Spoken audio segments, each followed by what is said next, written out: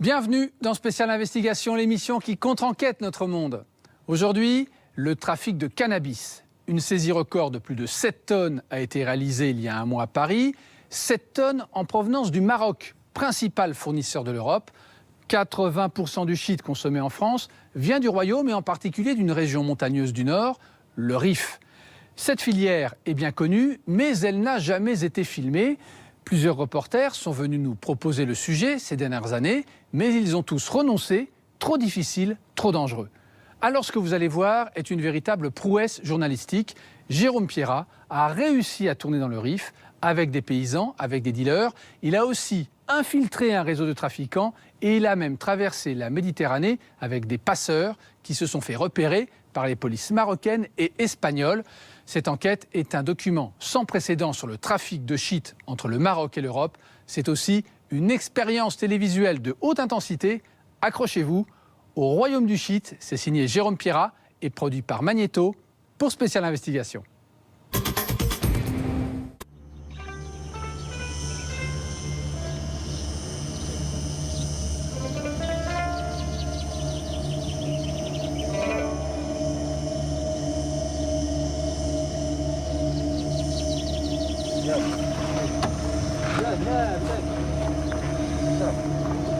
Commencez.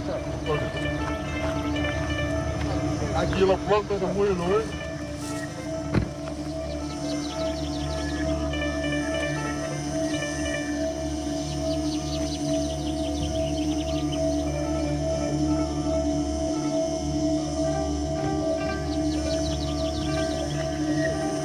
Eso kifi buena, mejor kifi aquí de Marruecos. Mejor planta. Ouais, Y nunca planta C'est la meilleure plante. una semanita sin cortarla. d'accord. Si fuma el porro de esto, no puedes levantar, no puedes salir, no puedes nada. Eso muy fuerte, fuerte, fuerte. Cet homme ne sait pas que je suis journaliste. C'est un trafiquant international de cannabis. Et je me suis fait passer pour un acheteur. Eso se goya. Entra otra planta nueva. Ah, Voilà. combien il y a de qualités qui sont plantées ici dans le Rif? Tres clases de cosas. Marihuana, pakistana, nargala, kifi de Marruecos, mexicana, huituido. Ça, c'est quoi comme qualité, ça? Eso de Marrocan, la planta marrocan. Probarla así. Me duele bien, ¿no? Ouais, ça sent bon, oui. Vous avez le Good. truc là. Sí. Ah, Le Rif marocain est la première région productrice de hashish du monde. 2800 tonnes sont produites ici chaque année, en toute illégalité.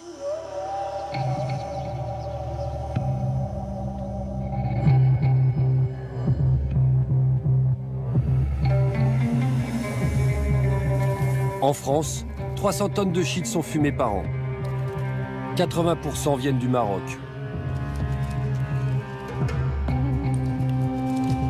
Il nous a fallu plus d'1 an pour remonter à la source, infiltrer cette filière criminelle et en filmer toutes les étapes.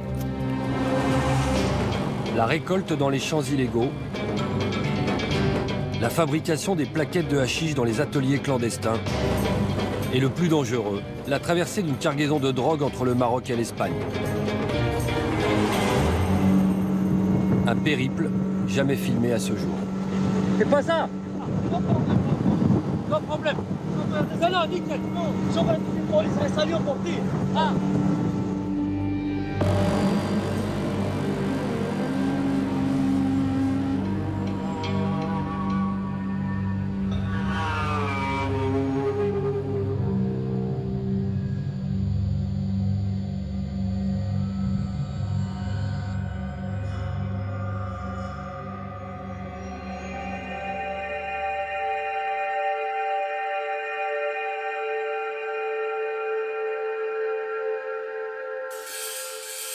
Notre enquête débute à Rabat, la capitale du royaume marocain.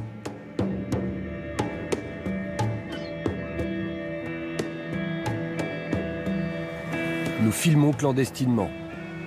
Pour ce premier voyage, nous suivons un trafiquant français venu acheter une cargaison de shit. Nous l'appellerons Selim. Comment tu vas? Il est parisien. Ça va? Ensemble, nous prenons la route.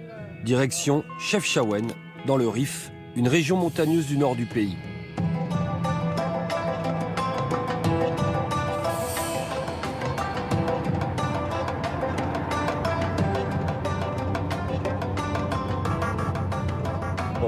arrivé au Maroc depuis quelques heures. Là, on peut tourner tranquillement. Après, il faudra faire attention parce qu'il y a des barrages et il ne faut pas qu'on nous voit en train de faire les osios avec une caméra. On se dirige vers le Rif. On accompagne un monsieur qui, lui, vient faire ses courses. Selim, un trafiquant parisien, importe chaque année des tonnes de shit pour le marché français. Là, exactement, tu vas faire quoi? Moi, je suis venu voir un peu pour la récolte, savoir si en premier temps elle a été bonne ou pas bonne, parce qu'on a eu des années où ça a été la merde. Et je viens surtout à la source pour voir la qualité que je vais prendre, quoi. Alors là, les gens qu'on va voir, c'est qui exactement? Bah là, on va aller chez le paysan qui gère le truc. Donc là, on va arriver, ça va être la fin de la récolte. Toi, tu vas goûter pour après t'achètes par quelle quantité en fait? Bah moi, je vais voir, bon là j'ai un budget pour au moins essayer d'avoir 1 tonne minimum.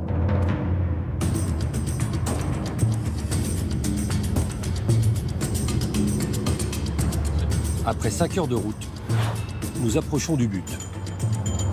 Bah voilà, là on est au pied de la montagne, hein, tu sais, là, tu vois ce que tu vois en face là? C'est l'Eldorado, quoi. C'est une région bénie des dieux, quoi. Ça pousse bien aussi. Les routes d'accès au Rif sont très surveillées par la gendarmerie royale. Les autorités veulent contrôler tout ce qui entre et tout ce qui sort de cette région sulfureuse. Par contre, vas-y, tombe la caméra là, parce qu'il y a les barrages là, mon gars, là, vas-y. Ok. Voici l'un des 3 barrages permanents que nous devons passer. Ouais, vas-y, on coupe.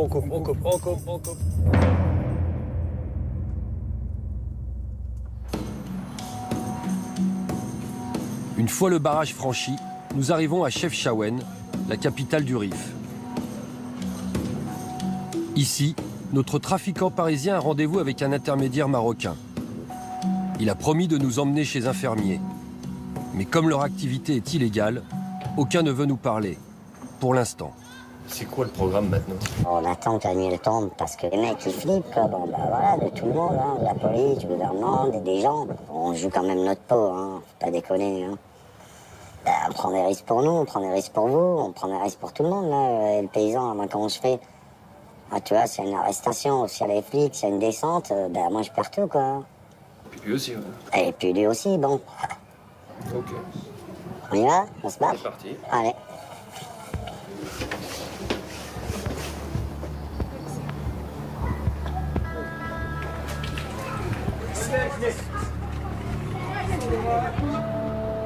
À la nuit tombée, nous allons retrouver l'intermédiaire, à la sortie de la ville. Il nous attend avec sa voiture au bord d'une route. Ah, vas-y, garde-toi, là, il est là, le gars, dans le virage, là, c'est lui. Donc là, on va descendre et on va monter avec lui. Laisse la voiture là. Ouais, t'inquiète pas, ça craint pas, j'ai l'habitude.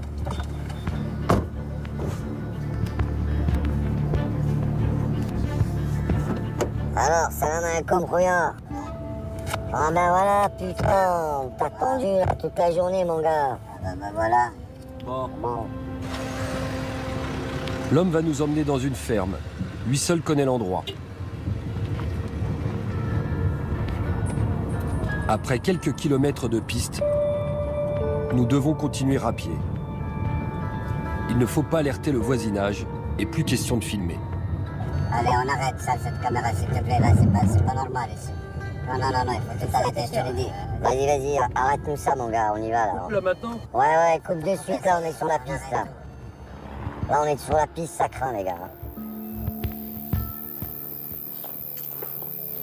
Après un quart d'heure de marche, nous arrivons à la ferme. L'intermédiaire nous emmène directement voir le stock du paysan.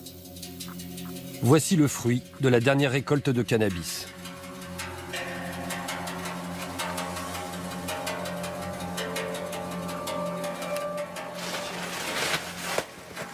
Ça vient d'être coupé en fait. Et il y a quelques mois, et là, ça a été séché. Ça a été séché pendant combien de temps là ici?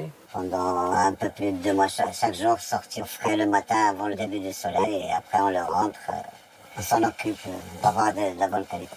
Ici, il y a combien à peu près de... Un peu plus de 3 tonnes, pas beaucoup. Ça donne combien de kilos de hashish? Pour 100 kilos, on peut avoir 900 grammes, 980 grammes de la bonne marchandise. Et pour là, je préfère te le dire, moi je veux la meilleure qualité. Là, on n'est pas venu pour rien, mon gars. C'est ce que j'explique à ton avis. Bon. D'accord, oui, donc avec 100 kilos de plantes, on fait même pas 1 kilo de matériel, de marchandises. Très bonne marchandise. Comment elle est faite cette plante-là? Qu'est-ce qu'on voit exactement? Et là, vous avez la tige de la plante et au bout, les têtes, d'où on extrait le pollen, le très bon pollen, et la résine de cannabis. La résine de cannabis, c'est ce que vous appelez le hashish. Tout ça là, c'est récolté comment ça? La main, la façon traditionnelle, dans des conditions pénibles, et l'hiver, il y a la neige, tout, c'est pas de tout repos. Et donc votre boulot, c'est de faire l'intermédiaire entre le producteur et le client. Voilà. En gros, c'est ça. Voilà. Vous êtes un courtier. C'est bien ça, je suis un courtier de... Un courtier de hashish. Avant d'acheter la marchandise, Selim, le trafiquant parisien, veut s'assurer de sa qualité. Là, on va lui faire goûter la récolte de cette année. Pour ça, il faut extraire le hashish de la plante. Les gars, c'est des vrais artistes. Hein. Les tiges de cannabis séchées sont enveloppées dans un sac plastique, puis battues pour faire tomber les têtes.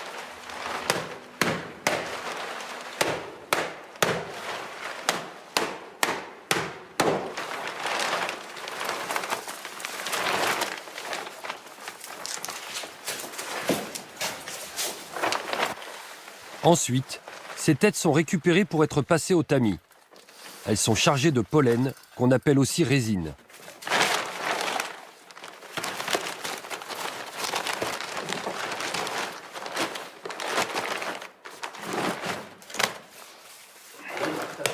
Cette deuxième étape est délicate. C'est un travail de spécialiste, on l'appelle le tap-tap.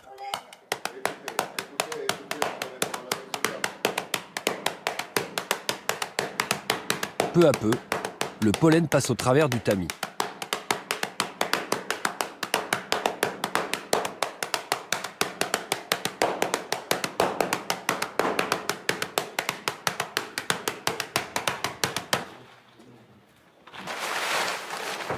Une demi-heure plus tard, l'opération est terminée.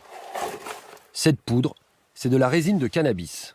Donc là, c'est le produit final, quoi. Là, ça y est, Ça, c'est le bon produit.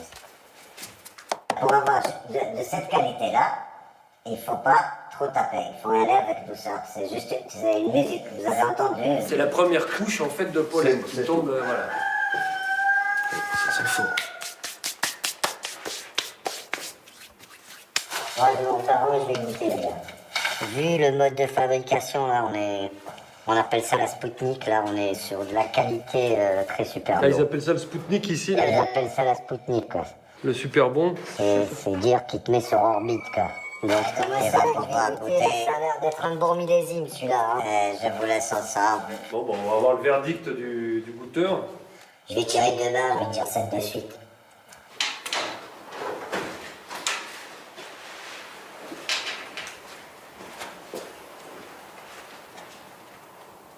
Voilà, je confirme, là, on est sur de la bonne qualité. Et ça, tu vas prendre combien, alors? Une demi-tonne, on verra. Après, c'est toute une histoire. Après, c'est le transport le plus dur. Selim va passer commande de 500 kilos. Si vous prenez juste la marchandise et que vous vous occupez de votre transport, ça sera aux alentours de 1000 € le kilo. Le prix de sa marchandise, 500 000 €. Elle sera prête dans quelques semaines. Il suffira de chauffer cette poudre et la malaxer un peu pour la transformer en hashish, tel qu'on le fume en Europe. Et voilà. Donc ça, c'est la boulette de hache qui vient d'être préparée. Là, elle a changé de couleur. Quand il l'a malaxé en fait avec ses doigts, il l'a chauffé. Et c'est comme ça qu'il va être moulé, effectivement. Il est devenu dur. Il est passé de la poudre là de pollen à du hashish consommable. Ça, c'était la plante. Et ça, c'est le hashish final. Et ça, c'est ce qui va partir chez les fumeurs européens. C'est le début du voyage, là. Voilà. Lui, il va traverser la Méditerranée et finir dans les poumons français. Un voyage qui a commencé il y a une quarantaine d'années. Auparavant, le cannabis, le kiff comme l'appellent les Marocains, était cultivé pour être consommé localement.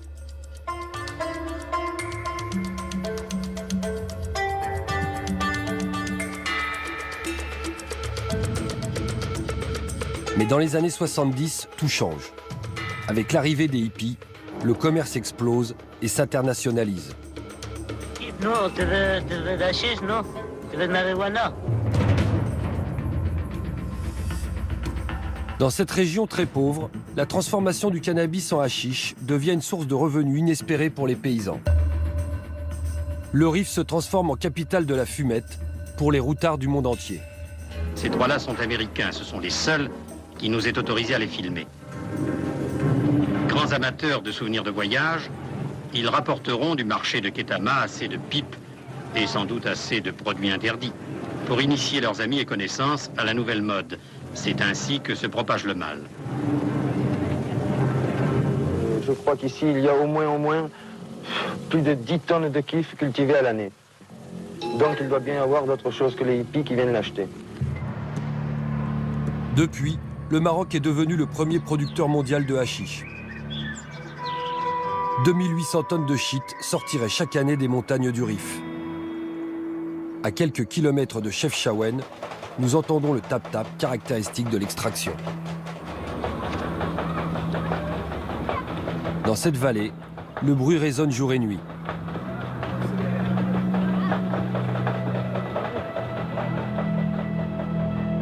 Nous sommes en automne, les champs de cannabis viennent d'être coupés. Salam.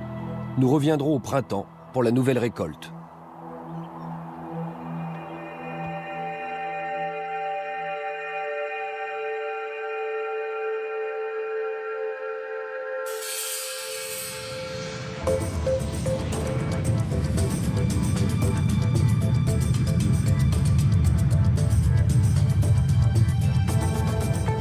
Nouveau voyage au Maroc. Toujours clandestinement. Cette fois, nous espérons interroger des paysans sur cette culture interdite. Après de longues négociations, un fermier accepte de nous recevoir. Bonjour. Bonjour. Pour garantir sa sécurité, cet agriculteur restera anonyme. Nous l'appellerons Riyad. Il risque gros. Un fermier qui a donné une interview en 2007 a écopé de 5 ans de prison. Yallah. Yallah. Bon, ça commence, on démarre plus. Attends, tu veux que je descende aussi? Non. Tu restes. Bouge pas. T'es prêt? Ouais. Encore un coup? Ouais. Allez, on est bon! Non!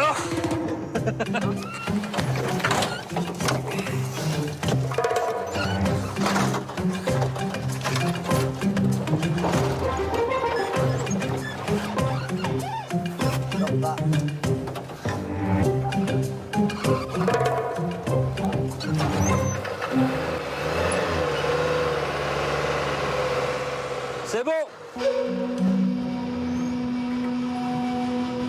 Nous filmons discrètement depuis le camion du fermier. Dès que l'on s'enfonce dans le massif montagneux, le paysage change. Le cannabis est partout. Les champs sont directement au bord des routes. Des paysans, des familles entières travaillent sur ces plantations en plein jour. Et ici, personne ne dit rien. Je veux dire, ils peuvent planter comme ça au bord de la route. Ils ne viennent pas ici. La police passe rarement. On sait tous que c'est interdit. Tu vois là-bas, la parcelle de terre entourée de rochers. Eh bien, ce bout de terre qui ne fait même pas un hectare va nourrir une famille de 7 personnes, tu comprends? Il y a ici des cas de pauvreté extrême. Mais malgré cet isolement, tout le monde remercie Dieu.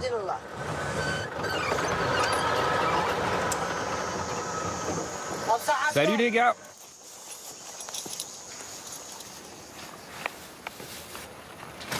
Dans ce sac, des graines de cannabis que Riyad va semer aujourd'hui pour une récolte en octobre.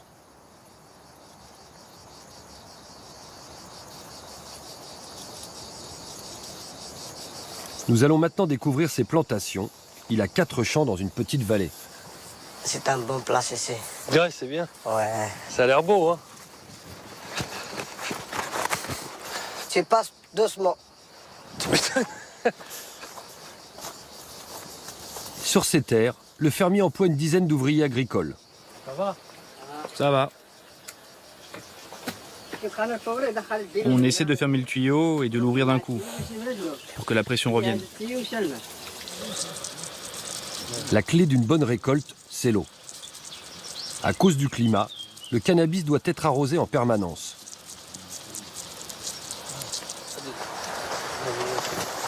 Riyad a branché ses tuyaux dans une petite rivière de montagne. Elle traverse ses parcelles. Chaque année, il produit 600 kilos de hashish. C'est un petit producteur pour la région. Ici, il fait combien le champ à peu près de superficie? À peu près 150 mètres de long. Et de large? 20 mètres? 20 mètres.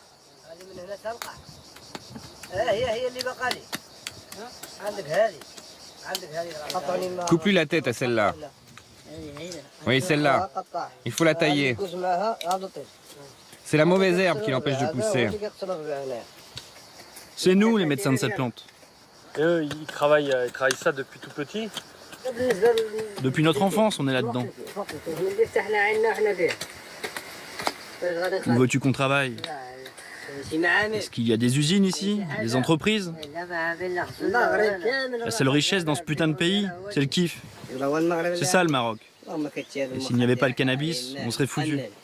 Qu'est-ce qu'on a d'autre comme richesse? Ça fait longtemps qu'il travaille dans les champs. C'est quand la première fois qu'il a travaillé, lui? Il y a très très longtemps. Quel âge il a? 14 ans. Et il veut faire quoi plus tard? Me planquer derrière un bureau. Encore faut-il qu'il fasse des études. Combien ça gagne la journée un travailleur agricole comme ça? Tu sais, ici au Maroc, on est exploité. Le paquet de farine ici coûte 100 dirhams. Et 100 dirhams, c'est ce que je gagne en une journée. Bon, là, c'est un troisième champ, même propriétaire. Attends, on va passer là parce que faut faire attention de ne pas marcher sur les plants. Parce que tout à l'heure, je crois qu'on l'a fait, ils nous ont regardé d'un sale œil. Faut suivre le chemin qui est là.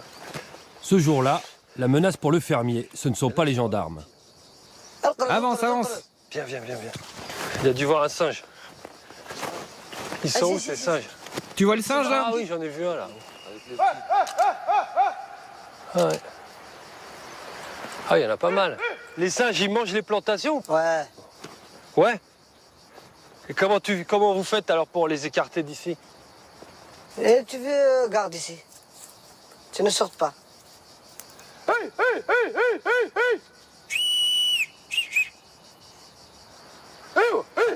C'est plus une famille, c'est une tribu. Grande famille. Attention, tu marches, t'es au milieu du kiff. Là. Allez, on sort de là. On sort de là. Ouais, il n'y avait rien là. Là, il t'a fait flipper pour rien parce qu'il n'y avait rien là. Non. Là, tu lui as déjà bouffé 1000 € de récolte là.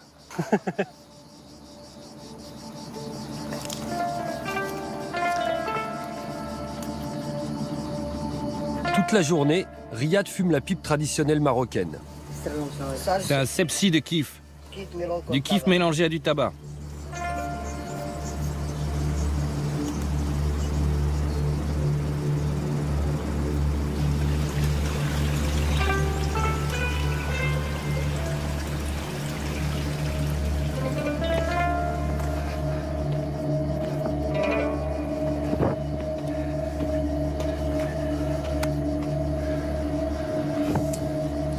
C'est beau, hein?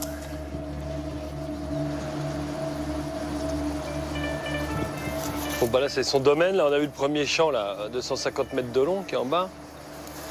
Puis après, on est allé là-bas. Là, on voit le deuxième champ où c'était un peu plus haut. Troisième, quatrième, enfin bon, voilà, en gros.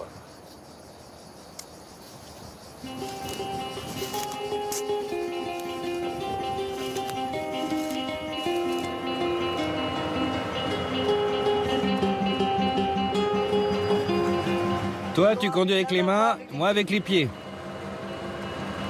Dans le Rif, les champs de cannabis s'étendent sur 50 000 hectares. La moitié des familles paysannes en vie, soit 700 000 personnes.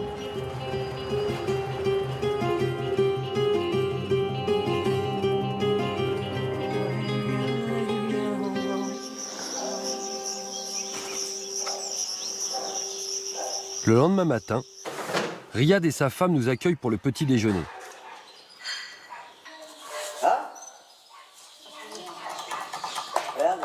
Son jeune neveu, le garçon de 14 ans qui travaille au champ, prépare la ration de kiff de la journée.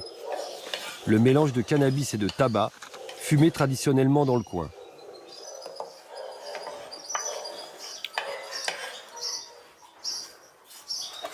Le thé est prêt?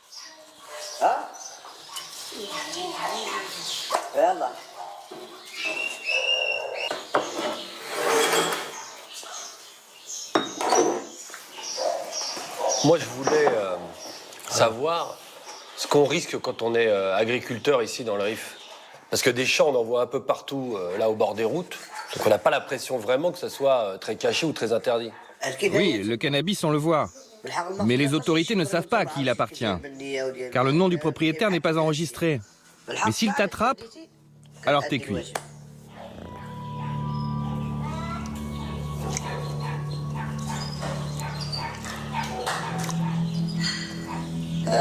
Les gens qui travaillent dans ce milieu savent qu'à tout moment, ils peuvent avoir des ennuis avec les autorités. Il m'est déjà arrivé d'être arrêté. J'ai fait de la prison. Pourtant, la terre ne m'appartenait même pas. J'ai été accusé de cultiver une parcelle de cannabis. Pour le coup, je n'avais rien à voir avec cette affaire. C'était des rumeurs. Mais bon, j'ai été en prison quand même. J'ai pris 6 mois et 120 000 dirhams d'amende. Et la répression, comment elle a évolué ces dernières années? Quand ils sont en pleine campagne, ils rasent tout et te mettent un mandat de recherche. Il y a trop de personnes injustement mêlées à ça. Le cannabis devrait être légalisé. Et l'État devrait trouver une solution pour ces gens. L'État pourrait très bien décider d'une quantité annuelle à cultiver, à usage médical.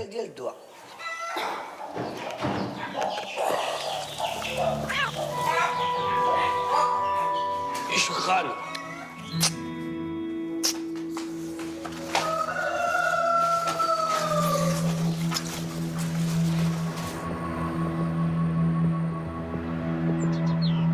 On a vu la production type, hein, un agriculteur standard, on va dire. On voit bien que c'est très artisanal, hein, qu'on n'est pas dans une production industrielle dirigée par la mafia avec des entrepôts et je sais pas quoi, des hommes armés, comme on pourrait le fantasmer au cinéma.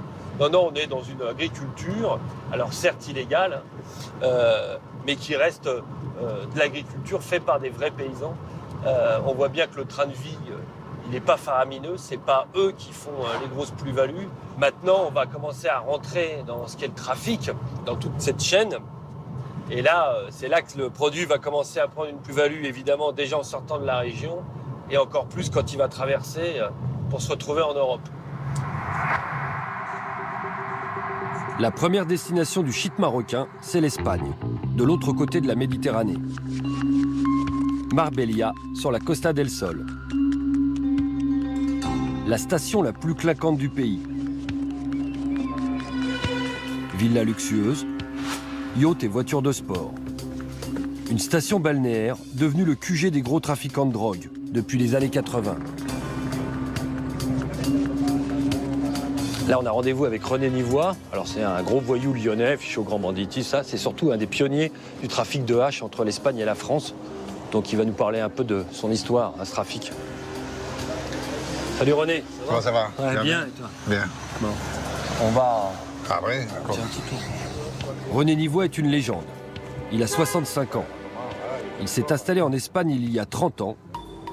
Il est alors l'un des premiers à s'intéresser au hashish marocain et à ouvrir la route vers la France. Mais sa carrière, il l'a débutée à Lyon. En France, tu faisais quoi comme activité criminelle? Ça dépend des années. Moi, j'ai commencé comme les merdeux à 15 ans à voler des voitures. Et puis, avec les années, c'était les cambriolages, les casses, les petits bracos, les merdes, et puis après les gonzesses. Tu faisais le max, c'est ça? Oui.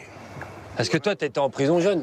Moi, j'ai entré la première fois en prison à 15 ans. Mais j'avais mis à l'épreuve déjà à 13 ans. Combien t'as fait en tout, toi? Jour pour jour, j'ai passé 24 ans. T'arrives quand en Espagne? Oh, je suis venu à les années 83-84. Et je venais de sortir de prison. T'étais tombé pour quoi à l'époque? Ah ben on avait séquestré deux, trois merdes, là, on les a mis à l'amende et puis bon, on les a torturés un petit peu. Quoi. Et voilà, on s'était fait crever parce qu'ils nous avaient balancé. Quoi. À sa sortie de prison, René Nivois voit dans le trafic de hashish marocain, le chichon comme il dit, un moyen de se relancer.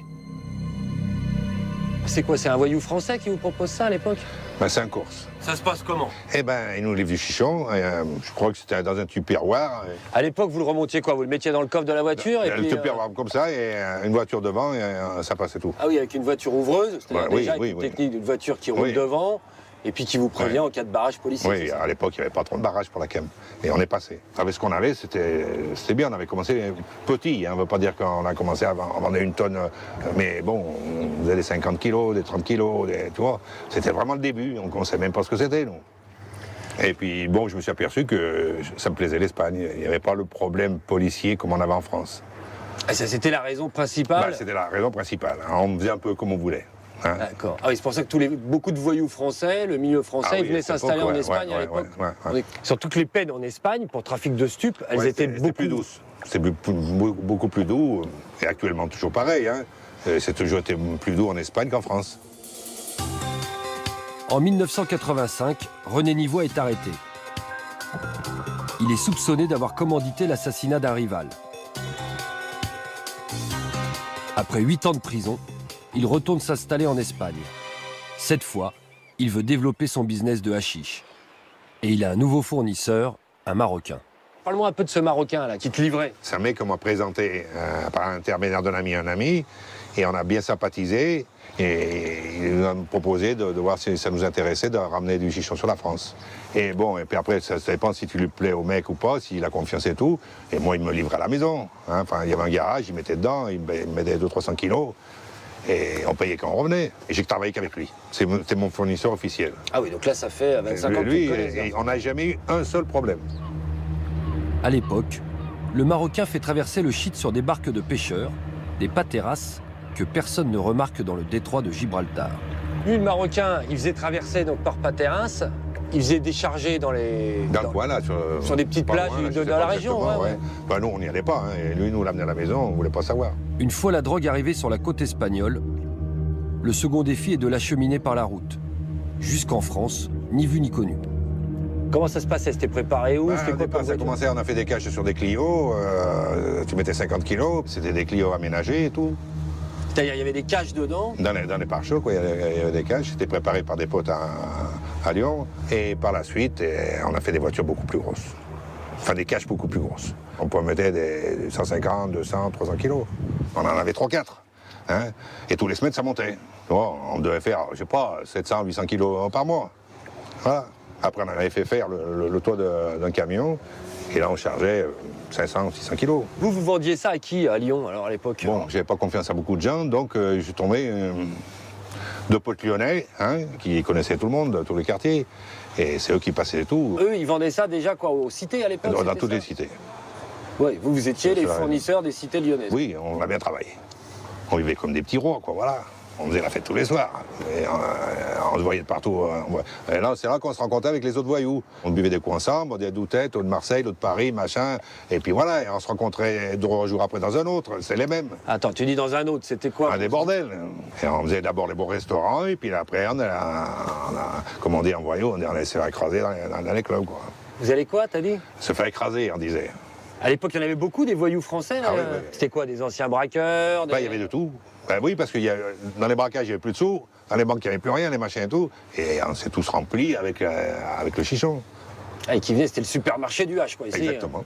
Pour avoir juste une idée des gains, c'était quoi, en gros, l'échelle? Je sais pas, vous preniez quoi comme argent par mois? 50, 80 000 euros, même 100 000 euros par mois. À Marbella, René Nivois mène la belle vie pendant une douzaine d'années. Il nous emmène voir la villa qu'il occupait à l'époque. Normalement, c'est la première à droite. Et la maison, elle est là, en haut à droite. Voilà, c'est là chez moi. Regarde, là en haut, le garage en bas. C'est ici qu'arrivait la marchandise directement du Maroc.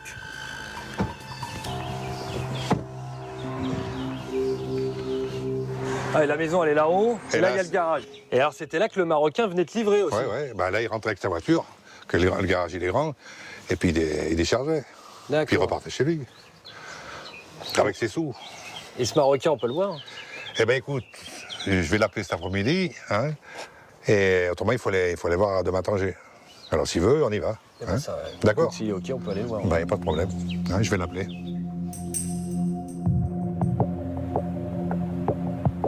Nous prenons le ferry pour Tanger. Nous avons rendez-vous avec le fameux Marocain, un précurseur du trafic de shit entre le Maroc et l'Europe.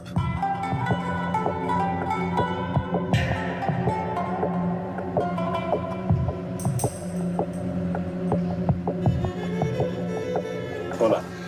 Bonjour. Comment estás? Bien? Bien? Hola. Bonjour. Hola.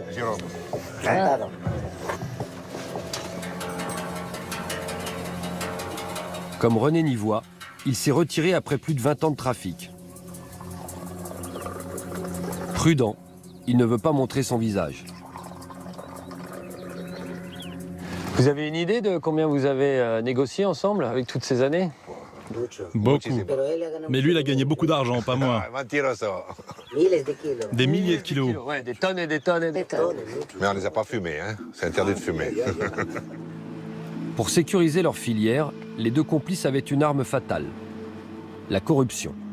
Ils achetaient des fonctionnaires. Ici et là-bas, il fallait payer? On payait 100 euros, pas plus. 100 euros pour kilo. 100 euros par kilo pour passer. Pour laisser passer. Il y avait une tonne, Ici, bah, il prenait... ici et là-bas, c'était combien? Non, bah, c'était payé.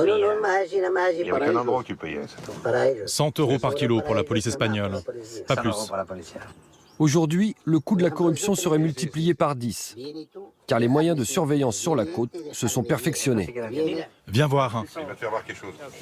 Viens là. Viens là. Vas-y, Prégon, demande.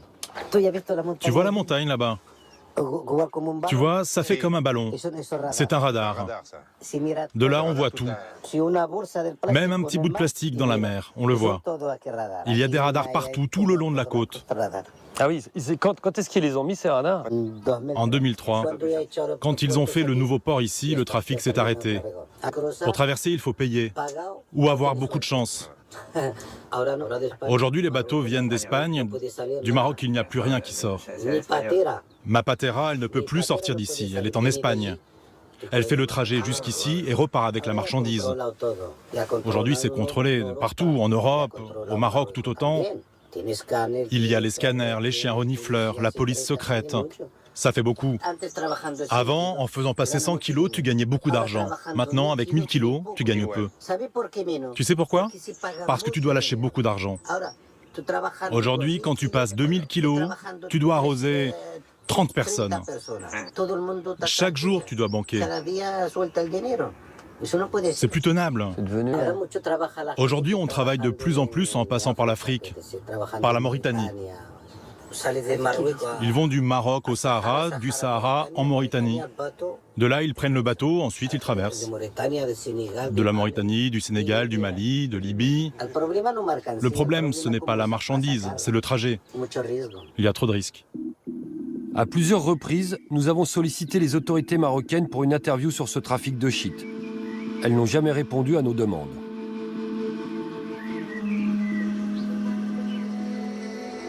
Depuis 10 ans, le Maroc aurait durci la répression.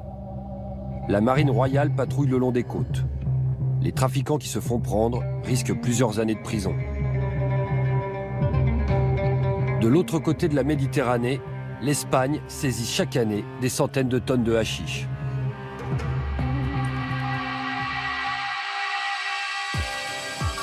La Guardia Civile a mis en place un gigantesque réseau de surveillance des côtes. Direction le centre de commandement d'Algeciras, qui a accepté de nous ouvrir ses portes.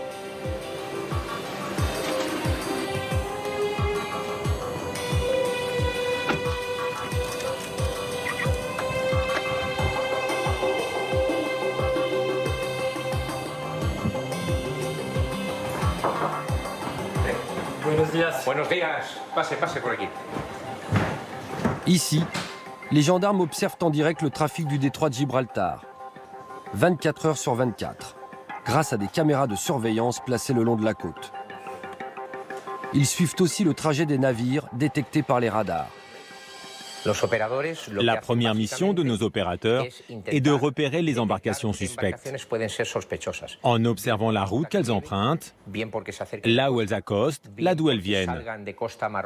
Sachant que pour nous, tout ce qui quitte le Maroc est suspect. On appelle ça une zone chaude. On les suit automatiquement. D'abord, on les repère au radar. Ensuite, les caméras prennent le relais. Et si la visibilité est mauvaise à cause du climat, on passe au système infrarouge ou caméra thermique. Avec ces caméras thermiques, ils voient en détail ce qu'il se passe de l'autre côté du détroit, de jour comme de nuit. Là, c'est Ceuta et la côte marocaine. La côte, la mer et la plage. Alors, avec tout ce dispositif-là, on se demande encore comment il y a des bateaux qui arrivent à passer. Quelle que soit la technique utilisée, il y a des hommes derrière les machines pour les manipuler. Les narcotrafiquants sont toujours en train de chercher et d'exploiter les points faibles du système. Ils profitent des problèmes météo pour déjouer notre surveillance.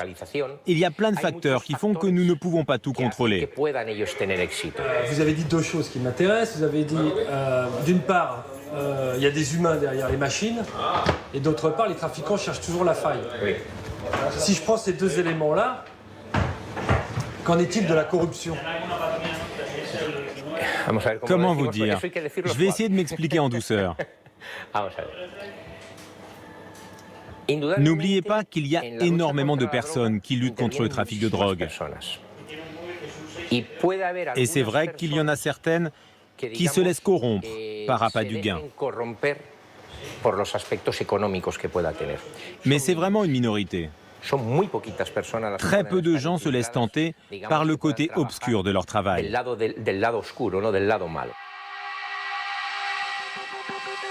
Comment les trafiquants parviennent-ils à faire passer des quantités industrielles de hashish malgré cette surveillance?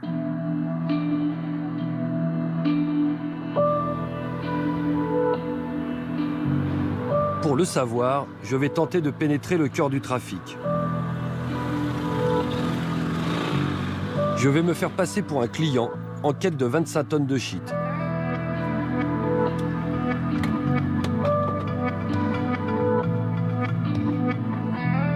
Une infiltration où je serai seul, impossible de partir avec un caméraman. Je m'équipe d'un petit caméscope, d'une caméra cachée et d'un téléphone portable.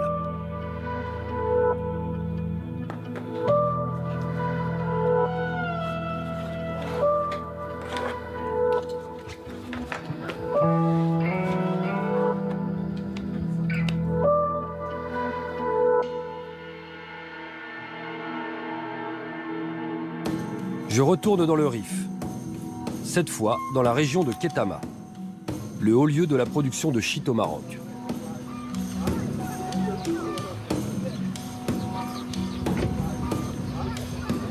Mon contact, c'est Valé Valé, un trafiquant international.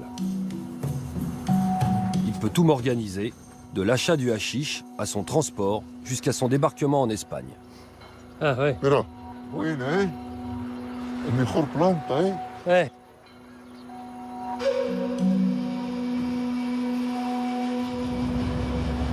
Je filme en prétextant faire des images souvenirs. Bon, là, en fait, on est à la recherche de quelques tonnes. Alors, derrière, on les entend téléphoner, là. En fait, ils appellent tous les fermiers qui ont de la marchandise pour essayer de trouver 25 tonnes, en fait.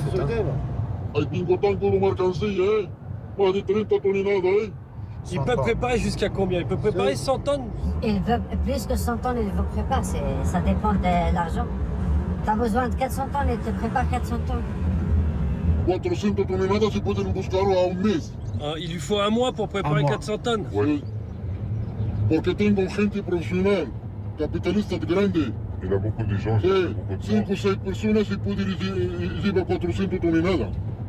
Porque la gente fuerte, mayores de montaña. Porque la gente rica. Toda la gente del campesino trabaja por este hombres. Ayuda al mundo, no somos también de verdad. Por la muerte de hambre. Trabajar. Llevar el dinero mejor que matar gente, ¿no? Ça n'en finit plus la montée là. même temps, on est en première, on a roulé à 5 km/h. Et on s'est tapé tout ça. Forcément. En fait, il faut aller tout en haut de la montagne pour voir les plus belles plantes, les plus hautes aussi, et les plus beaux champs. Évidemment, c'est caché, puis c'est mieux exposé. La montagne, planta buena. La montagne, beaucoup planta, ouais. Planta de Marruecos.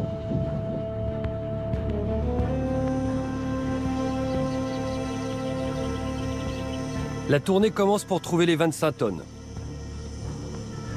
Après 2 heures de piste, nous arrivons chez un premier producteur.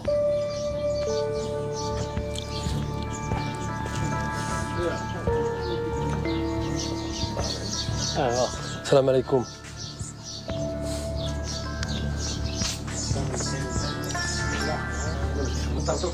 Le propriétaire, c'est lui.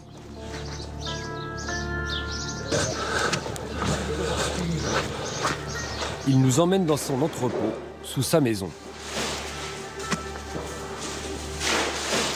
Voici son stock de shit déjà emballé.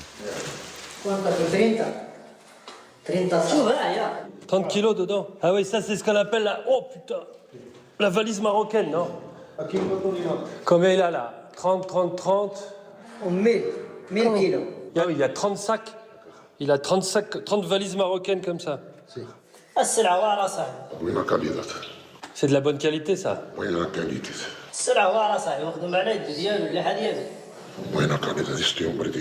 Il sent bon? Ah oui, il sent bon. Pour nous, 1 tonne, ça ne suffit pas. Choukran. لما تشوفوا شي حاجه اخرى كبيره باش نزيدو نثبتوا المنظر هذه 30 طن ماشي طن هذا الطعام السوري العربي الكحشة خلوا عنده شي صغير خلينا احنا شكرا.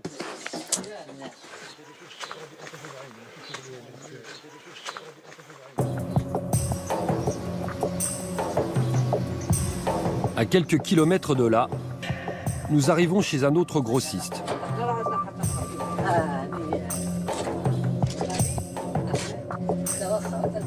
Il est méfiant.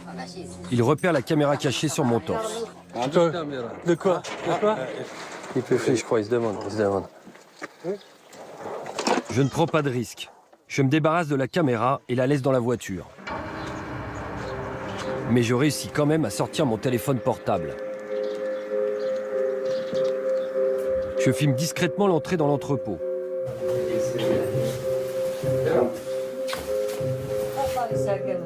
À nouveau, un tas de valises marocaines. Les commandes prêtes à être livrées aux clients. Cette forme-là, voilà, 25 kilos aussi. Ça, c'est 25 kilos, d'accord. Ici, il y a 1,7 tonne de hashish. Tu le mets là? Je demande au grossiste si je peux prendre un ballot en photo pour montrer le conditionnement à mes soi-disant associés. Pour voir le paquet, tu vois. Okay. Là, c'est 25, hein. 25 kilos. Dans la pièce d'à côté, une autre commande, 2,3 tonnes, qu'il m'autorise également à filmer au téléphone portable. Sur les valises marocaines, chaque client fait inscrire sa marque personnelle. Elle va lui permettre d'identifier sa marchandise jusqu'à sa livraison en Europe. Un gage de traçabilité en quelque sorte. Même chose sur les plaquettes. Cette gazelle est la marque d'un autre client. Ça, c'est sa marchandise. Il a mis un... C'est qualité. C'est ça la nouvelle forme. Ah, ça, c'est le nouveau conditionnement. Ouais, c'est comme un paquet large de cigarettes. C'est ça la nouvelle forme qu'elle aime tout le monde maintenant. D'accord. 300 euros pour kilo. 300 € le kilo. Un kilo, si. Sur la mercancía de vuelo. Celui-là, 250. Si. Celui-là, 300. Si. Ok. Qualité. Il y a plusieurs prix, car il y a différentes qualités de hashish, en fonction de sa pureté et de la variété de la plante. Autour de la maison pousse la Aldala. Aldala, c'est celle-là? Le plus prestigieux des cannabis. C'est quoi, c'est quelle qualité celle-là? Première qualité. Première qualité pour le hashish. Pour le hashish, oui. C'est celui-là que tu vends 300 € le kilo? Non, ça, le kilo de cette qualité, ça arrive jusqu'à 1300 euros. 1300, 1200, 1300 euros le kilo de la Aldala. De la Aldala, oui. Ah ouais. Ici, hein. Mais un juin. Ouais, t'es parti pour 15 jours. Pour 15 jours, exactement. Attends-moi ici. Ce fournisseur peut nous préparer 2 tonnes tout de suite. Ce n'est toujours pas suffisant. Le lendemain, nouvelle visite, chez l'un des plus gros barons marocains de la drogue. Il exporte des dizaines de tonnes tous les mois vers l'Europe.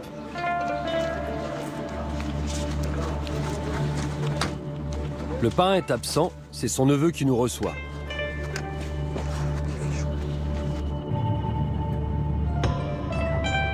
Il nous emmène visiter le domaine. Il s'étend sur des dizaines d'hectares.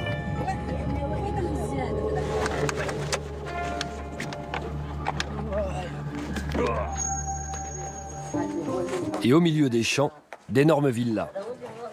C'est là qu'il conditionne le shit.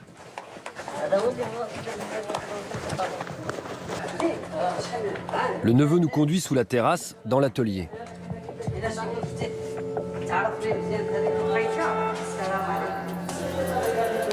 À l'entrée, une commande qui vient juste d'être préparée. Les ouvriers sont partis. Des hommes font le ménage. Ils balayent les restes de hashish qui tapissent le sol. Le long du mur, une vingtaine de presses sont alignées. Elles servent à conditionner le hashish en plaquettes.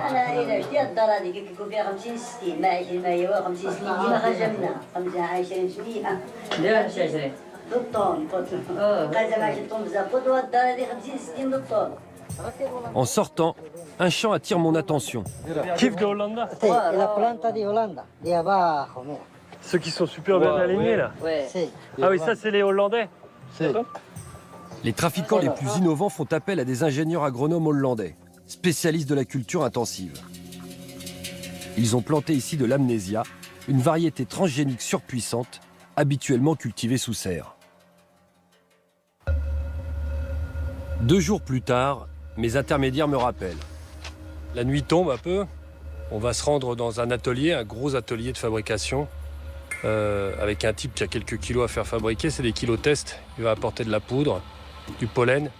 Il va se faire fabriquer une dizaine de kilos. C'est l'occasion pour nous d'aller l'accompagner dans un endroit où, là, pas grand monde rentre.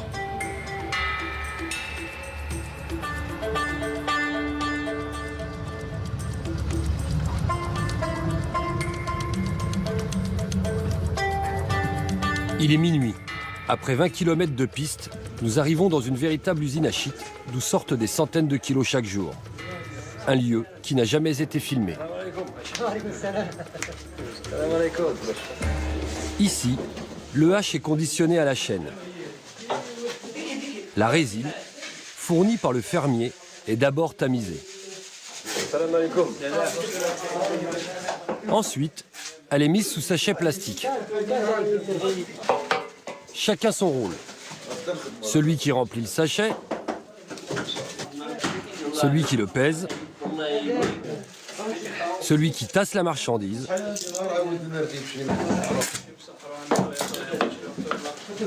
et celui qui referme le sachet.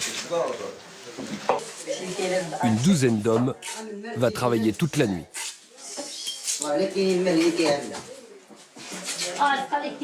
L'air est tellement saturé de hashish que certains se mettent du coton dans le nez. On respire. C'est pour ça que t'as mis des bouchons, lui.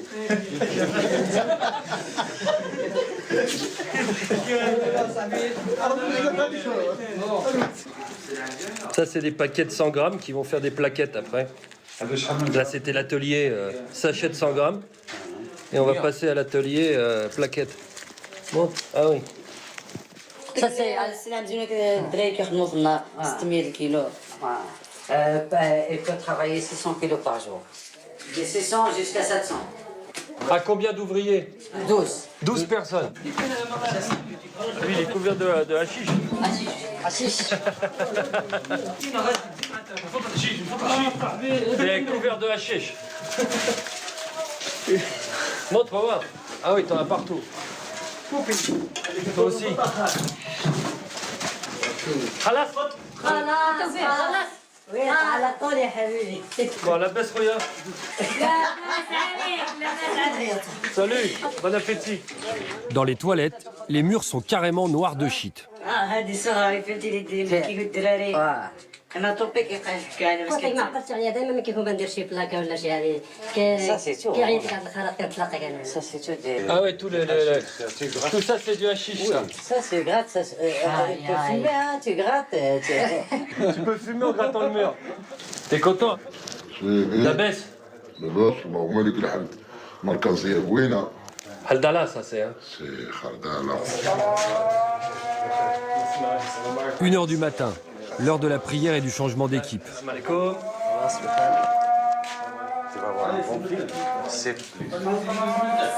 Les sachets vont maintenant être transformés en plaquettes dans les presses. Le trafiquant qui m'accompagne doit décider quelle marque sera imprimée dessus pour identifier sa marchandise. Il me propose de choisir.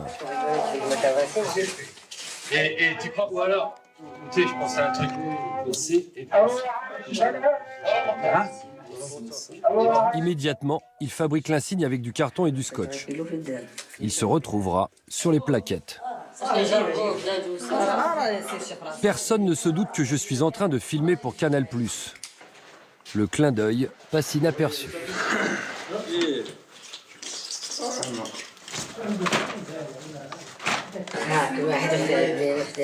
D'accord, ah oui, chaque sac pour une machine.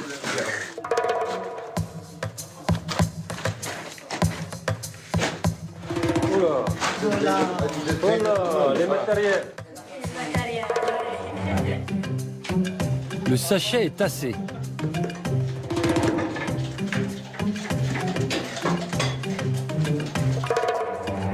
Percé de petits trous. Puis mis sous la presse hydraulique, le hashish est chauffé et compacté.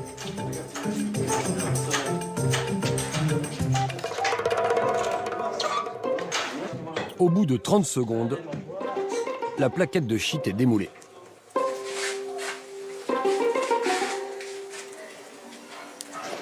C'est bon travail, oui. Donc je sais pas si on la voit bien.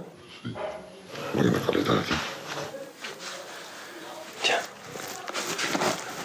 Combien tu vas faire de kilos aujourd'hui là? C'est quoi ça? C'est quoi ça? 50 kilos chacun. Oui, parce que ça coûte 300. Vous allez faire 300 kilos là. Ouais.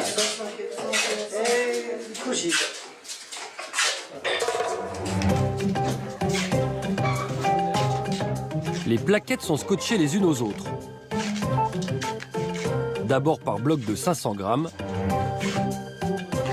assemblées ensuite par lot de 5 kilos. Le paquet de 25 kilos doit être totalement étanche. Le rouleau de scotch va y passer. Une dernière couche de toile, cousue à la main.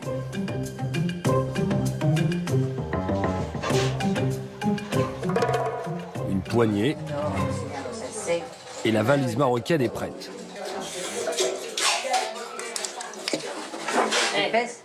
Ça fait 25 kilos. Hein. 25. Tu peux partir. Fais attention à la peinture, hein, les pantalons. Ah, tu peux partir maintenant. Ça y est, je vais prendre l'avion. Je lui ai dit, je prends l'avion. Bon.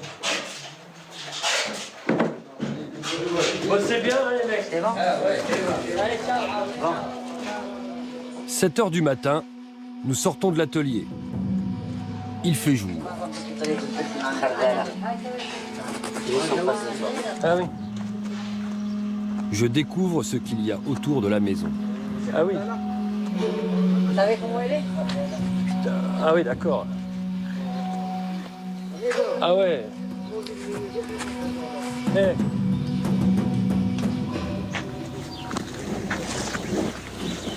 Pour avoir une idée de la taille.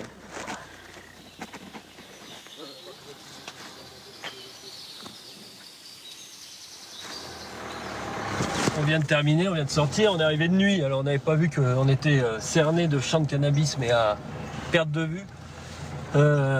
Bon, ça s'est bien passé.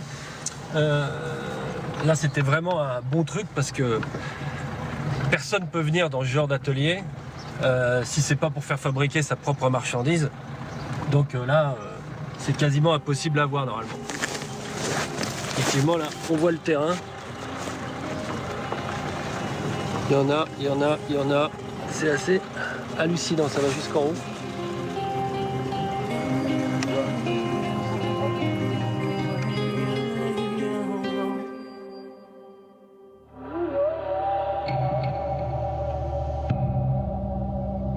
Commander 25 tonnes de hashish semble possible, en quelques semaines seulement. Reste à faire passer la drogue en Europe. Et ça, c'est le plus compliqué. Dans le détroit de Gibraltar, les 15 km qui séparent le Maroc et l'Espagne sont une zone rouge, ultra surveillée. Radar, vedettes de la police et des douanes, marine internationale, caméras thermiques. Les bateaux chargés de hashish ont aujourd'hui peu de chances de passer inaperçus. Du coup, les tonnes de shit partent de toute la côte marocaine et débarquent sur la Costa del Sol. Et même plus haut, jusqu'à Barcelone. En traversant la Méditerranée, le hashish double de valeur. Ces traversées nécessitent des navires puissants. Ces sortes de zodiacs noirs, des gommes comme les appellent les trafiquants. Elles peuvent transporter jusqu'à 3 tonnes dans des go-fast marins. Là, on a rendez-vous avec un pilote de gomme, c'est-à-dire des bateaux ultra rapides qui font la traversée entre le Maroc et l'Espagne. Lui, c'est un des meilleurs. Il nous attend, il a accepté de parler. Bonjour. Ça va ? Bonjour. Bon. Ouais. On va aller là-bas faire ça. Pierre est français. Il a 40 ans. Pendant une douzaine d'années, il a piloté toutes sortes de bateaux pour convoyer du hashish marocain. Nous le retrouvons sur le port de Benalmádena, sur la Costa del Sol. À la fin des années 90, Pierre est l'un des premiers à piloter des gommes de la marque Cropton. Ces deux-là ont été saisis par la police espagnole à des trafiquants. Elle s'en sert aujourd'hui pour les pourchasser. Alors les Cropton, c'est des bateaux ultra rapides, ultra performants, qui tiennent très bien la mer. Vous arrivez à aller à 30-35 nœuds chargés. Hein, et la même gomme à vide, elle monte à 70-75 nœuds. En sachant qu'avec un voilier, vous êtes à 7 nœuds, à 10 nœuds. Ça vaut combien ça, les Cropton? C'est des bateaux qui sont... Ça vaut entre 200 000 et 1 million. Plus d'1 million, 1 million d'euros. Pierre était basé en Espagne. Il partait avec sa gomme chercher la marchandise au Maroc pour la débarquer sur la Costa del Sol. Soit vous rentrez dans un port, soit vous arrivez jusqu'à 20 000 ou 30 000 des côtes, et puis là il y a un autre bateau qui lui sort du port et vient vous chercher la marchandise. À ce moment-là, votre travail est terminé, vous rentrez chez vous. Soit vous allez carrément faire ce qu'on appelle une plage. Et quand vous faites une plage, par exemple avec une gomme, vous accostez jusqu'à la plage. Il y a les types qui vous attendent, qui sont aux 3/4 dans l'eau, qui vous bloquent la gomme, qui vous la mettent dans l'autre sens de façon à ce que vous ayez face aux vagues. Et vous déchargez et vous repartez immédiatement. Ça dure 10 minutes, un quart d'heure. Si vous traversez directement, là, la version kamikaze, c'est-à-dire d'en face, c'est Ceuta, Gibraltar, ça met combien de temps les 15 km sur une gomme? 20 minutes, une demi-heure. Je l'ai fait en jet ski. En jet ski? Ouais, c'est chaud. Hein. Puis si vous vous retournez ou si vous tombez, les enfants, c'est terminé. Hein. Adieu Berthe. Hein. Il n'y a plus rien, il n'y a personne qui va vous chercher là-bas. Surtout vous allez faire ça la nuit pour vous retrouver, bonjour. Il y a beaucoup d'accidents? Bien sûr qu'il y a beaucoup d'accidents. Il y a plein de choses dont on ne parle pas, puisqu'à partir du moment où on ne va pas porter plainte, hein, j'ai un accident, on finit tous au fond, qui c'est qui va porter plainte? Qui c'est qui va savoir que je suis au fond? Personne. C'est de l'inconscience. Et ça, ce travail fait à l'inconscience, il est venu à partir du moment où les gommes sont arrivées, où les gens commençaient à passer avec des bateaux qui étaient n'importe quoi, où on allait le plus vite possible et on ne se souciait même plus de bien travailler. Hein, quand on travaillait en voilier, c'était tout en finesse et il y avait beaucoup moins d'accidents, les gens étaient beaucoup moins stressés que maintenant.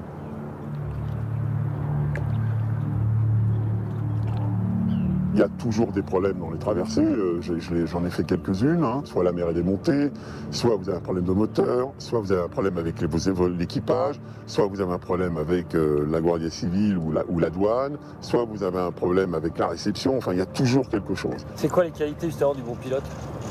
Le sang-froid, on part de courage, hein. On dit toujours c'est de l'argent facile, c'est pas de l'argent facile, hein. C'est de l'argent rapide. Mais c'est tout sauf facile. Vous étiez payé combien par traversée? Sur, par exemple, Gomme, on était sur 50 000, 60 000 euros. Pour une traversée, avec combien à bord? Avec 2000, 2500 kilos, 3000 kilos. En Espagne, un pilote pris en flagrant délit sur un bateau plein de haches risque de 3 à 5 ans de prison. Alors comment ça se passe en coup de chaud? Lorsque vous avez un coup de chaud et qu'ils arrivent sur vous, s'ils ne vous arrêtent pas avec un paquet, je dis bien un seul paquet, il n'y a rien. Si vous arrivez à jeter tout dans l'eau et que vous prennent 10 secondes après, même s'ils vous ont vu jeter, même s'ils ont des photos, des vidéos, tout ce que vous voulez, il n'y a pas de délit constitué. Et 2 heures après, vous êtes dans la rue. Ça vous est arrivé, vous? Bien sûr. J'ai eu tout. Moi, j'ai eu l'avion, l'hélico, il manquait plus que le sous-marin. Les vedettes, j'en ai eu 2. La douane, la Guardia Civile. Si vous voulez pas risquer d'un jour d'aller en prison, il ne faut pas faire ça. Hein. Pierre s'est reconverti dans un business légal depuis 2 ans. Plus question de convoyer du shit. La Guardia Civile met toujours plus de moyens pour intercepter les navires des trafiquants. Nous allons voir les vedettes qui traquent les gommes. Donc ça, c'est la base de la Guardia Civile maritime. Et après, la prochaine base, elle est à Algeciras. Voilà. Ici, ils mettent généralement ce qu'on appelle une vigie, c'est un mec qui reste là toute la nuit quand il travaille pour savoir où sont les bateaux. Tu vois, c'est un gros bateau, celui-ci. Il va à 30 000. Et ça, c'est ce qu'on appelle les Heineken. Les bateaux. Pourquoi ça s'appelle la Heineken? Parce que ça ressemble à une bouteille d'Heineken, c'est blanc et vert comme une bouteille de bière. Ah, d'accord. Et c'est les vedettes rapides qui interceptent les gommes et tout ça. C'est les bateaux qui vont à 50 nœuds, 60 nœuds. Chaque jour, sur la Méditerranée, c'est un véritable jeu du chat et de la souris entre flics et voyous. Maintenant, je vais essayer de monter à bord d'une gomme de trafiquant. A priori, c'est mission impossible.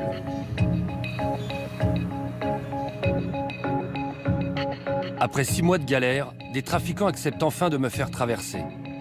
Je les retrouve dans une petite station balnéaire marocaine, entre Fniddek et Martil. Première étape, organiser la logistique. Des équipes sont spécialisées dans le convoyage entre le Maroc et l'Espagne. Nous avons rendez-vous avec le représentant de l'une d'elles. L'homme vend des traversées clés en main avec bateau et pilote. Salut. Bonjour. Salut, ça va. Il nous rejoint dans notre voiture. Il a plusieurs options à nous proposer. C'est à combien de mètres, ça? 6 metros de tuyo, ¿no? Sí, 6 metros. 6 mètres? Casco fibra. 3/4 de hora hasta ahí, con la moto de agua. Pagamos 4 o 5 mil euros. Sí. La sacas 5 millas, 6 paquetes. Cada día metemos 6 paquetes. Viene la moto, coge 6 paquetes. Uno coge 6 paquetes. Uno coge 6 paquetes. De 3 plazas. 240 caballos. Y las 3 plazas son 40 chubus. Llama. Esa si quieres mañana te la mando. Eso yo rápido. Un mensaje. El chico viene hasta la contenada. Antipiloto, tengo todo, ¿sabes? Et il est de l'autre côté en une demi-heure, 3/4 d'heure le mec. Et ça, c'est tous les jours? Tous les jours si tu veux. Et ça, c'est combien pour le par paquet? Le jet ski, c'est Jet ski, 300 euros. Ah, c'est plus cher que le... Parce qu'il n'y a pas beaucoup de matériel avec ces paquets. En plus du transport, il faut prévoir selon lui un budget corruption pour payer les fonctionnaires des 2 côtés de la Méditerranée.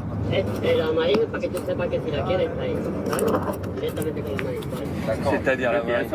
Il a le contact pour payer la marine. La marine d'ici? Ok. Et là même les Guardia Civile d'Algeciras, il est payé et tout. Ah oui, il paye les Guardia Civile d'Algeciras? Il paye la camarade thermique. Et la camarade thermique, il a contact avec la 55, c'est un bateau. La camarade thermique, elle est en lien avec le bateau, le 55, le bateau des deux. Voilà. Plus la marine d'ici. Ouais, ça marche bien là. Oui, le casque, il paye. Ils sont tranquilles. Aquí, si tu tienes la marine, tienes todo, ¿no? Combien il paye la marine? 30-40 000 pour la marine ici? Oui. Mais c'est vrai que la 55, elle prend beaucoup d'argent. Si nous paga 250, mais c'est la 55 qui prend beaucoup d'argent. 50 000 ils prennent? Oui, 50 à 70 000. Ah oui? Buenas noches. Bonne chance. Gracias. Ciao. Récapitulons. Selon l'organisateur des traversées, il faut payer 30 à 40 000 euros à la marine marocaine. et de 50 à 70 000 € à la Guardia Civile d'Algeciras, afin de neutraliser la caméra thermique et la vedette 55. Une addition d'environ 100 000 € répartie entre plusieurs trafiquants, en fonction du poids de la marchandise à transporter. Avant la traversée, il faut d'abord récupérer la cargaison. Nous partons pour la montagne. Valle-Valle, le trafiquant que j'accompagne a commandé 100 kilos supplémentaires chez un paysan. Les plaquettes de shit sont empaquetées dans 4 valises marocaines. Selon le fermier, la personne qui va les convoyer jusqu'à la mer serait un lieutenant de gendarmerie. La meilleure garantie, selon lui, pour ne pas avoir de problème.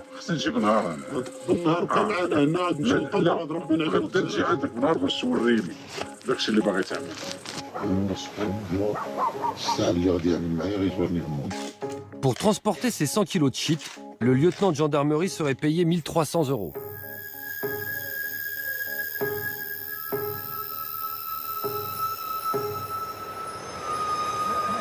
Le lendemain matin, nous sommes de retour sur la côte.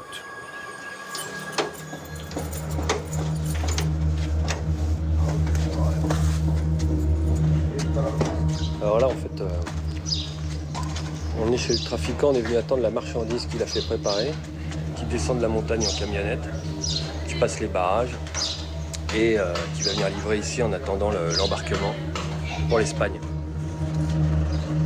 La marchandise arrive. Comme convenu, le lieutenant de gendarmerie livre les 100 kilos commandés par Valle-Valle.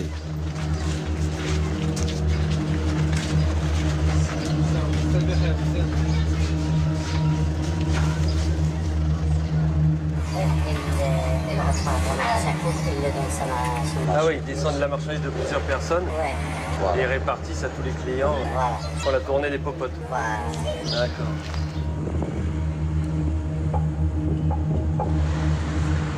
Bon, voilà en gros où on va traverser. Normalement vers 20h, on devrait rejoindre le point d'embarquement avec les paquets.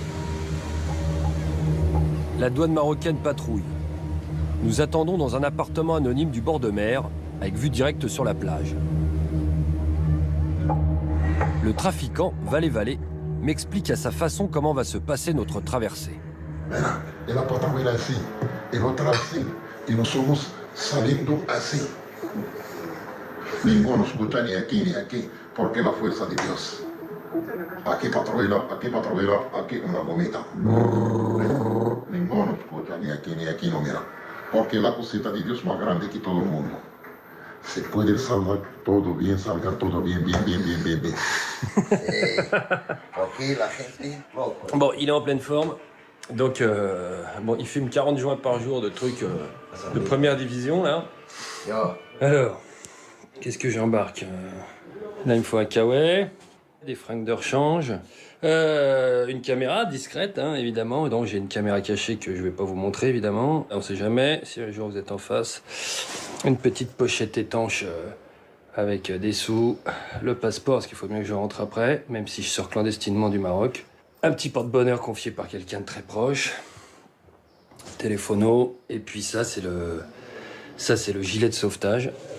Alors, d'ailleurs, il faut que je commence à m'en inquiéter, hein, parce que le problème qu'on a, c'est que s'il y a l'hélicoptère qui nous prend en chasse, ou des vedettes, etc., il faut balancer les paquets à l'eau. Et dans la panique, quand on balance les paquets à l'eau en pleine nuit, et si la mer est un peu agitée, personne ne va s'arrêter, ils ne vont pas faire demi-tour pour venir me chercher. Donc voilà, c'est pour ça que j'ai un gilet.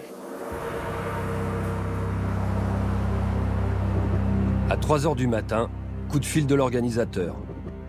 La traversée est annulée. Oui, hier soir, la sortie n'était pas assurée, c'est pour ça qu'on n'est pas parti.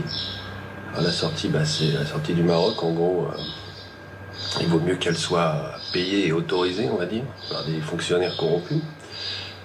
Parce que sinon, en gros, c'est le coup de mitraillette ou la mitrailleuse du bateau de la marine, voilà. Si vous sortez sans leur dire. Donc, hier soir, c'était pas assuré, parce que visiblement, il y avait des gradés en visite dans le coin. Et donc, personne n'a voulu prendre le risque, puisque visiblement, les gradés n'étaient pas au courant. Le principe du trafic de drogue, c'est une galère, et il arrive toujours un truc, un imprévu. Donc, on va espérer que ça ne dure pas 10 jours, quoi. On 4e jour d'attente, une série d'imprévus nous empêche toujours de prendre le large. Rien à lire, rien à faire, même pas de télé à regarder. Et il faut éviter de sortir pour ne pas attirer l'attention.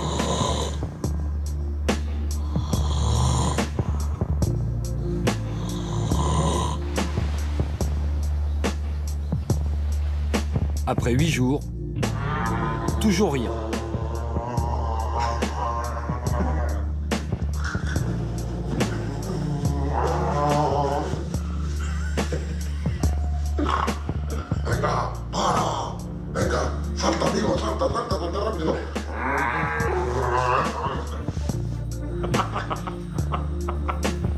Adios. Adiós, amigos. Adiós. Adios, Marocco. Adiós, Marruecos, mañana Espagne. Bon, alors, apparemment, ce soir, c'est compromis. Il y a un petit problème. Le visiteur imprévu à l'endroit où on doit partir. Enfin, d'après eux, c'est sûr à 100% demain. Enfin, bon. Et ben là, en attendant, on a les... On va patienter avec les ballons, hein, puisque on a droit au paquetas caché dans ce plateforme.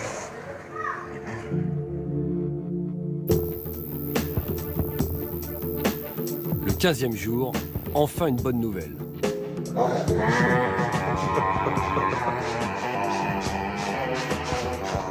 Normalement, je devrais embarquer demain matin.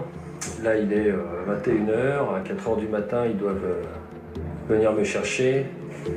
Le bateau, c'est un petit bateau, c'est une petite gomme normalement de 4 mètres. Parce que ça laisse moins de signatures pour les radars espagnols et marocains. J'y vais tout seul, surtout ça, gros changement. Donc on va voir comment ça va se passer. Ça risque d'être un peu compliqué. Finalement, c'est au milieu de la nuit que le départ est donné. Il m'a réveillé à 3h15. Le gars arrive dans 5 minutes. Un des plus gros trafiquants de la région nous attend au coin de la rue. Il doit me conduire enfin sur le lieu d'embarquement. Ça va pas les coups.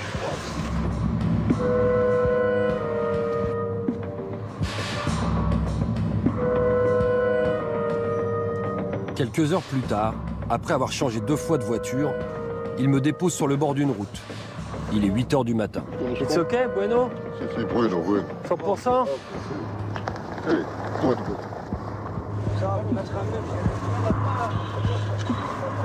Dans cette camionnette, la cargaison de shit de plusieurs trafiquants. Oh putain, d'accord. Salam alaikum. Et il y a aussi la main-d'œuvre pour la décharger. Je crois, putain, attends. Ah, putain. Oh, c'est du 4x4 là. Oh. Ah, ça va. 24. 24 si. Pas dans la camionnette. Oh putain.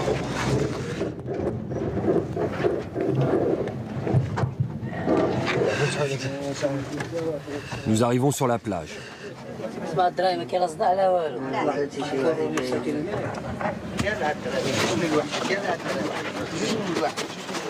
Tout va très vite. Il y a 1,4 tonne à sortir de la camionnette.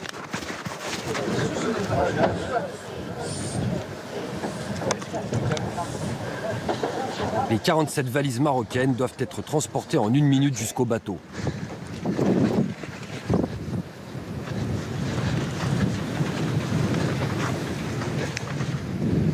Sur les paquets, les marques des différents trafiquants qui ont payé pour cette traversée.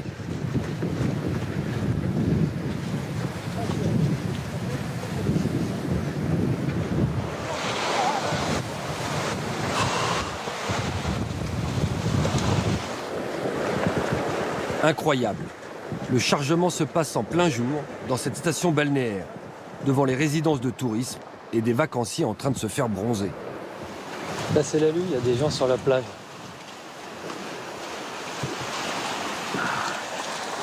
En plus du shit, il faut aussi embarquer des jerrycans d'essence nécessaires à la traversée. يلا صافي صافي سيب هذوك البروبا Je suis le seul à embarquer avec 2 pêcheurs. Je me fais toujours passer pour un trafiquant français qui accompagne sa marchandise.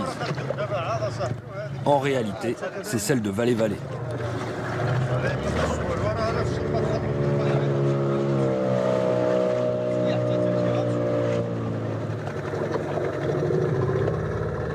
Voici le plan.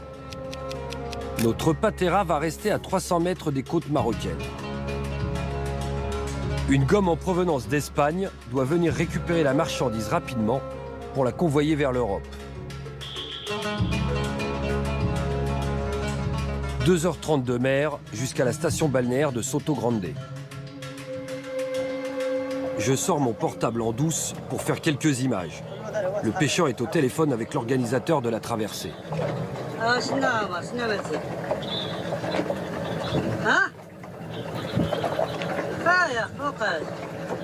انا راني معمر انا يا صاحبي انا نتسقى لا عمر لا رداك والله الوقت بدا كيتحرك عليا يا صاحبي انت سندر فوتو كي Non, pas de photo, je regarde mon truc. Ça va pas ou quoi? Non, on n'a pas photo. Mais non, mais pas photo, pas photo. Pas photo, vous êtes des fous quoi? Prudence. Je range mon portable et je rebranche la caméra cachée. Non, non, Francia. France.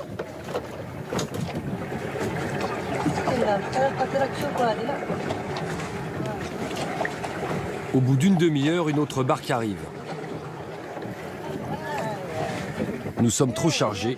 Nous devons transborder la moitié de la cargaison de shit. Soit 700 kilos qui vont être convoyés par une deuxième gomme jusqu'en Espagne.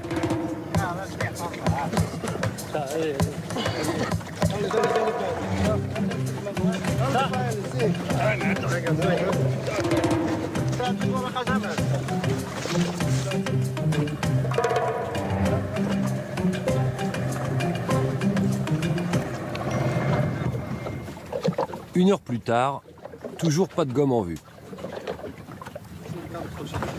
Comme je ne sais pas si ma caméra cachée fonctionne bien, je ressors mon portable en demandant aux pêcheurs de faire une petite vidéo souvenir. Voilà. Tous les paquets on les voit? كبرنا esto también no problem No problème. Non, vas-y, vas-y. Tu peux mettre... you're grazing On s'en fiche, paqueta, c'est pas yeah.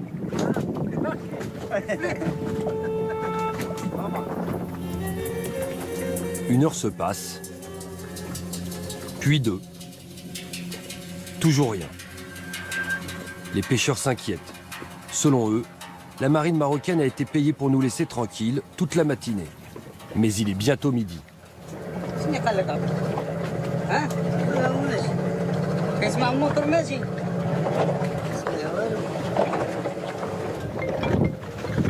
Il est 14h, toujours rien. La tension monte. Allô? L'organisateur m'appelle directement pour me rassurer. Bon, il faut une heure et demie. Okay. Allez, ça marche. Allez, à tout à l'heure. Je te dirai quand il est là. Ciao.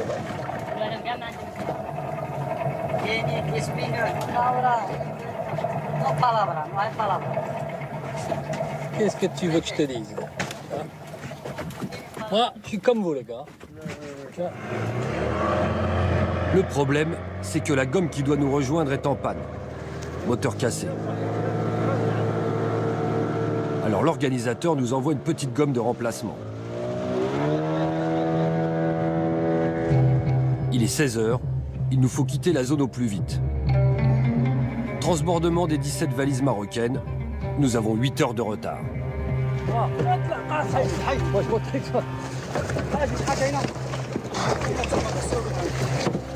Vas-y. Putain. Vas-y, je tiens. Je tiens. Oh putain.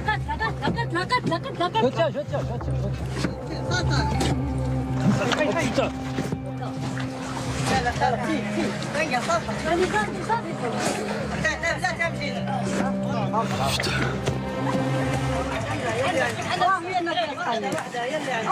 Bye bye. Oui, merci pour le chapeau.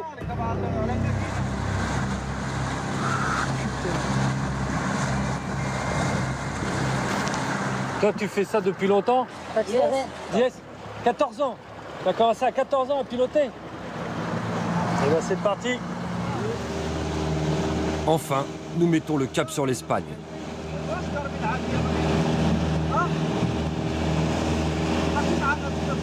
Mais au bout de quelques minutes, le pilote stoppe le moteur.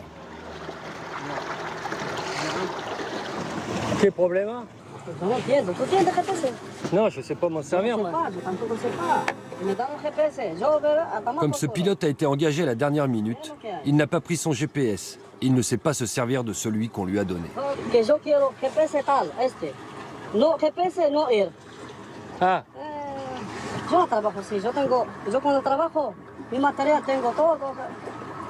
Nouvelle galère.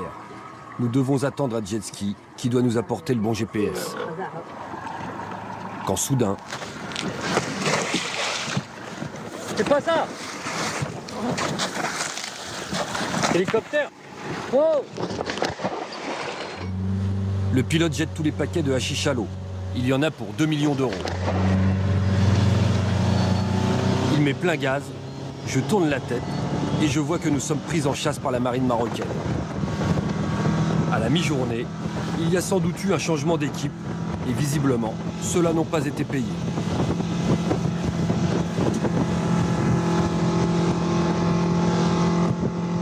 Ils nous poursuivent à bord d'une gomme beaucoup plus puissante que la nôtre. Il faut s'alléger, le pilote jette les jerrycans d'essence à l'eau.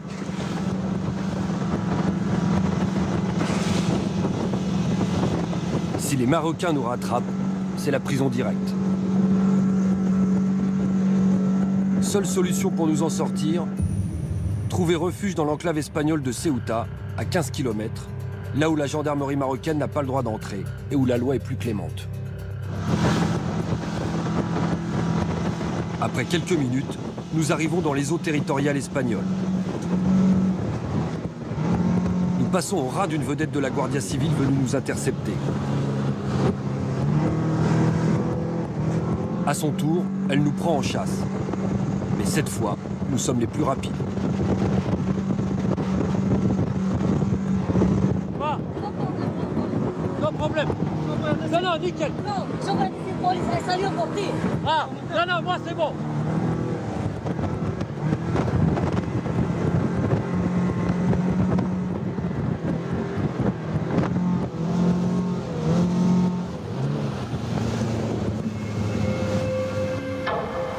Nous arrivons au port de Ceuta.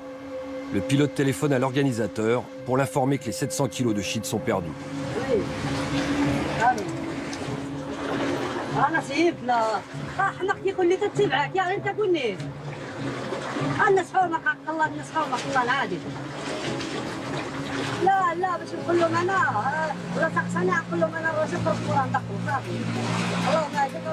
Les policiers espagnols nous attendent sur le quai. ¿Está de embarcación usted? No, pero sí. No, pero sí. Porque tengo la autorización.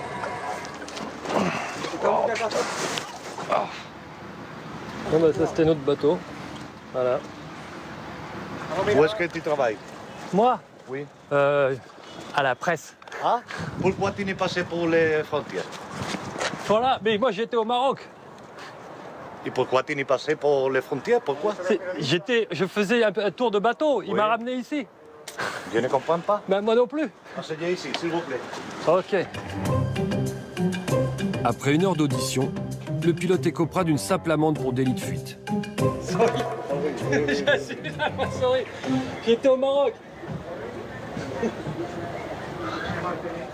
Ça y est, là je sors de la Guardia Civile sur le port. Entre-temps, ils m'ont emmené à la PJ de Ceuta pour vérifier si j'étais pas recherché dans l'Union européenne, ce qui n'est pas le cas. Donc voilà, après quelques formalités administratives, ils ne peuvent pas me reprocher d'importation de hashish, puisque de toute façon, on avait jeté les paquets, la loi espagnole, il faut être pris avec. Une entrée illégale en Espagne, mais comme je suis citoyen européen, ils me lâchent. Voilà. Bon, bah maintenant, je vais aller prendre le ferry et en fait... au bout du quai là-bas, derrière la Guardia Civile. Et puis je vais repasser en Espagne ce soir, prendre mon avion pour Paris. Fin du voyage.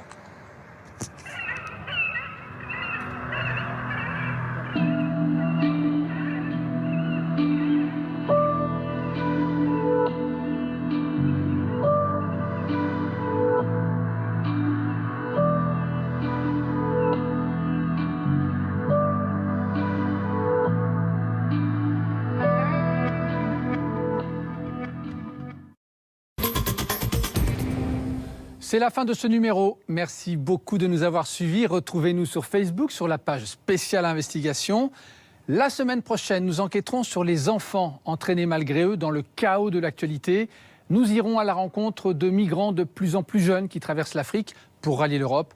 Nous partirons sur les traces des collégiennes enlevées par Boko Haram au Nigeria.